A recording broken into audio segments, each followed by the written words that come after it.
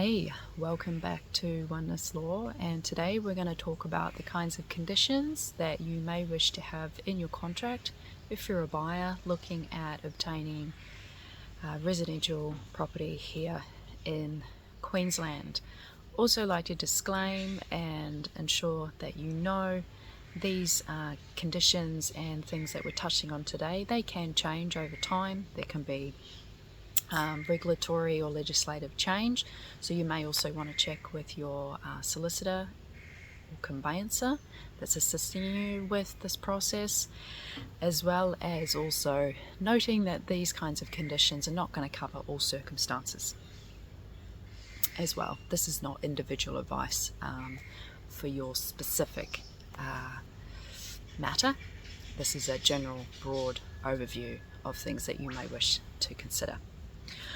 Right, also want to disclaim, a lot of these conditions are often not allowed if you are purchasing under auction, and it's usually when you go to auction you're going to be obtaining the property as is where is kind of circumstances, so you may also wish to note that in mind.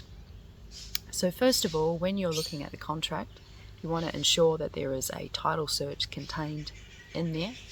It's not necessarily a condition, as we may say, however it is a document that you want to ensure that's included with the contract, and that's going to give you an idea of what sort of things are registered on the property.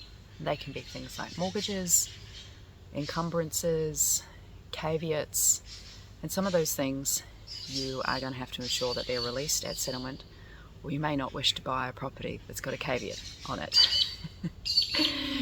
Alrighty, so if you've got an issue with a caveat, you probably want to talk to your solicitor or your conveyancer in more detail about that.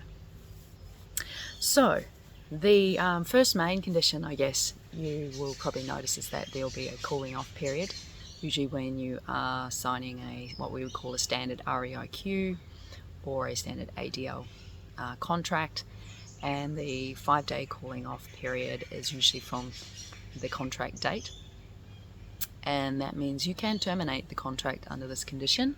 However, you will also have to pay 0.25% of the purchase price, and that would usually be taken out of the deposit that you've most likely already paid for. And the seller then gets to keep that amount. Okay, so the first main condition that people often require within their contracts that is written in is usually a finance condition.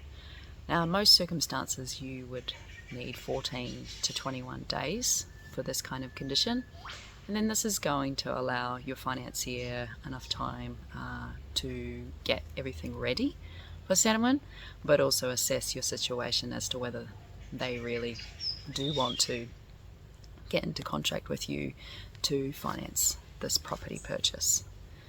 Now, the next one is a building and pest condition.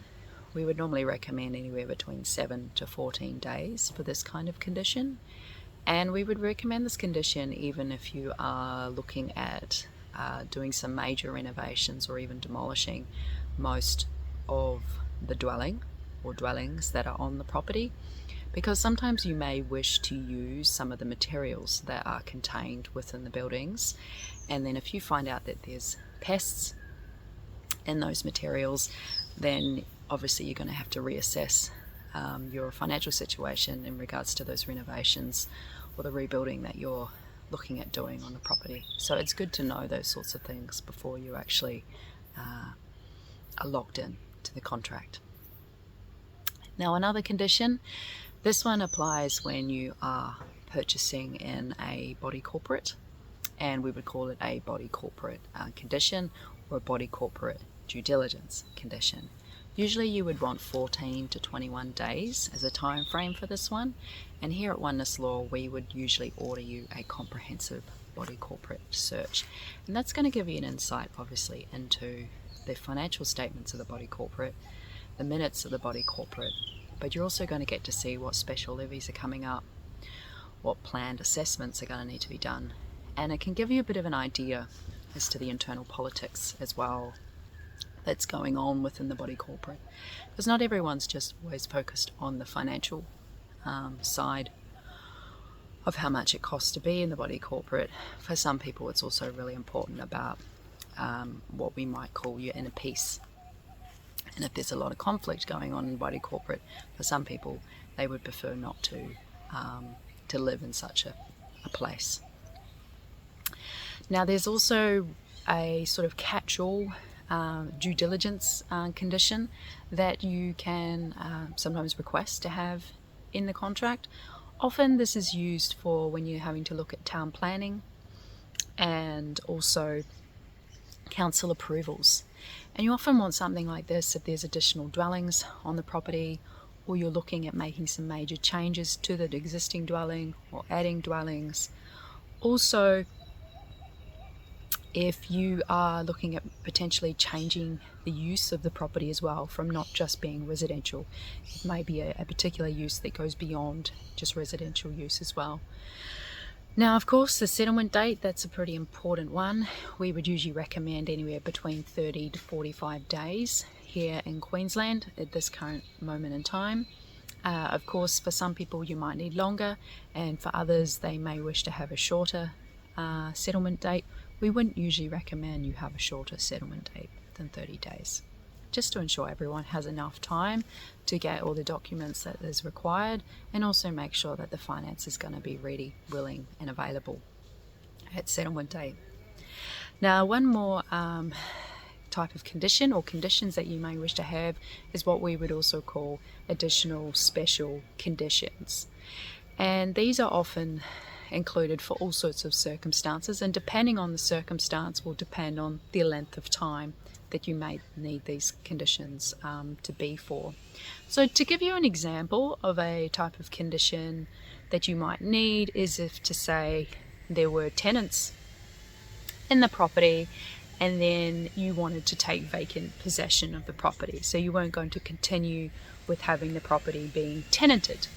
So you might put conditions in there as to ensuring that there's confirmation that the tenants are going to be gone within a particular time. They've also been given enough notice, because they have their own legal rights as well. And so in that circumstance you might have a special condition about the tenants being given the notice, and then also the time frame that they would be leaving and vacating the property. So as we said before, this doesn't cover all bases. This is very much a general overview, and if you want to speak to us more into detail, then you're more than welcome to contact us. You can at info@onenessLore.com.au. You can also find our website, which is www.onennesslore.com.au. I'd like to remind you that we spell law L-O-R-E, not L-A-W, in our website and email. And if you would like to see more of our content, click like, subscribe, and we'll see you again soon.